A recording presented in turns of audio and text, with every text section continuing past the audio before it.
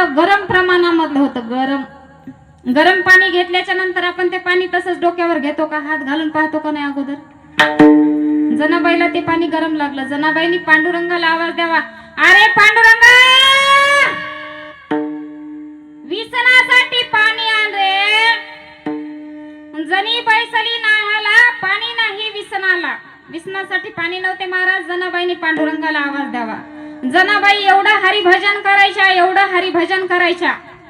प्रत्यक्ष पांडुरंग परमात्मा जनाबाईला विसनासाठी पाणी आणायला गेले. हो, सामान्य अधिकार होता का जनाबाईचा? होता का सामान्य अधिकार?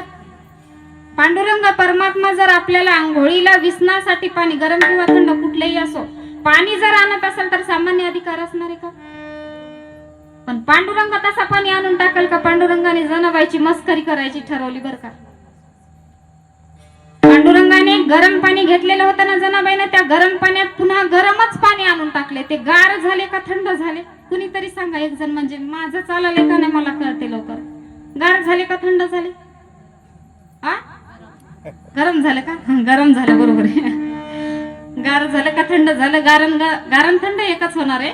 पाणी जरा गरम झालं अजून. जनाबाईने काय केले? पांडुरंगाने पाणी ओतलं. पांडुरंग बाजूला जाऊन बसले, जसे आपल्या मंडपाच्या बाहेरचे बाजूला जाऊन बसले. जनाबाईने ते पाणी डोक्यावरती घेतलं. त्यांना ते पाणी गरम लागलं. शांत बसल का कोणी? ते पाणी अंगावर घेतल्याच्या नंतर शिव्या द्यायला सुरुवात करेल का नाही? जनाबाईंनी अंगावरती पाणी घेतलं. जनाबाईच्या अंगाची आग झाली आणि जनाबाईंनी भगवंताला शिव्या द्यायला सुरुवात केली. अरे विठ्या,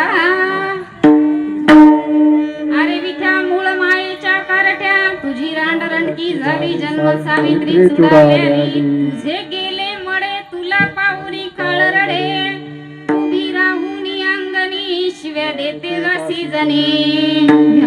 माऊलीच्या स्वरात एकदा द्या शिव्या सगळ्यांना, जाऊ द्या. अरे अरे विठ्या, मूळ मायेच्या कारट्या, तुझी रांडरंडकी झाली जन्म सावित्री चुडालेली. तुझे गेले मडे तुला पाहुनी काळ रडे, उभी राहुनी अंगणी शिव्या देते दाशी जणी. महाराज म्हणतात मला बायकासारखं शिव्या द्यायला जमत नाही. त्याच बरोबर आहे. शिव्या देऊन कुठे जातील? अजून 4 दिवस राहायचं आपल्या गावात, बरोबर आहे ना? आता हेच म्हणलात का दुसरं म्हणलात काही? जनाबाई भगवंताला शिव्या द्यायची. एवढ्या त्या जनाबाई महापुरुष अधिकारी होत्या. भगवंताला शिव्या देणं साधा अधिकार आहे का? आपण देतो का भगवंताला शिव्या? कोणाला देतो? आपल्या अधिकारी व्यक्तीला. आपल्याला शेजारच्याला शिव्या द्यायचा सुद्धा अधिकार नाही बर का. एवढे कायदे कठोर झालेले आहेत. जनाबाई भगवंताला शिव्या द्यायच्या. अशा त्या जनाबाई महापुरुष अधिकारी होत्या. आणि माता मौलानो, त्याच जनाबाई आपल्याला नरदेहाचं महत्व सांगतात. नरदेह म्हणजे आपला हा सुंदर शरीर रूपी मिळालेला जन्म. नरदेहाचं महत्व सांगतात. जनाबाई म्हणतात मनुष्य किती दिवस जगला, मनुष्य किती दिवस जगला याला महत्व नाही बरं का.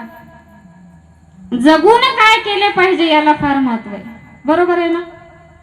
अहो, लहान वयामध्ये काही काही लोक मोठी मोठी कामं करून जातात. जसे आपले सुमित दादा, कमी वय आहे पण प्रगती बघा ना, कसला मृदुंग वाजवतात, कसला.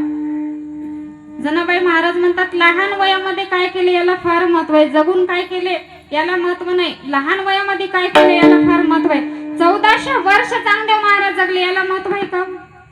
आहे का? 1400 वर्ष जगून कामगिरी, 1400 वर्ष चांगदेव महाराज जगले याला महत्व नाही. आणि काही काही लोक तर म्हणतात 16व्या वर्ष महाराजींबाई धोक्याचं असतं. म्हणावं, धोक्याचं असतं का?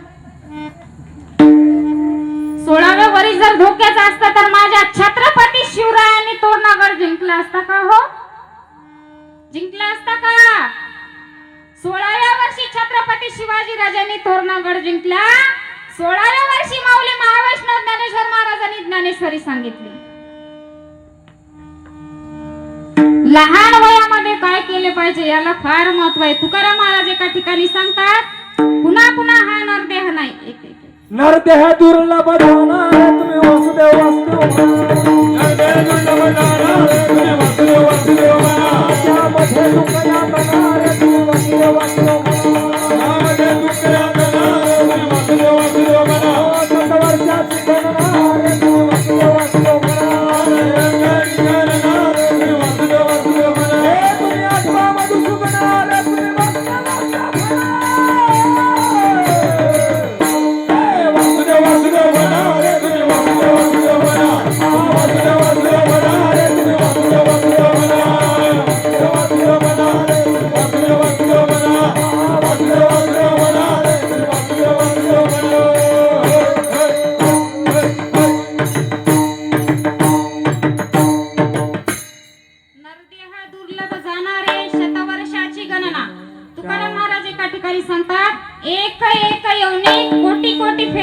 एक एक येऊनी कोटी कोटी फेरा एक एक येऊनी कोटी कोटी फेरा एक येऊनी कोटी कोटी फेरा एक एक येऊनी कोटी कोटी फेरा मोठला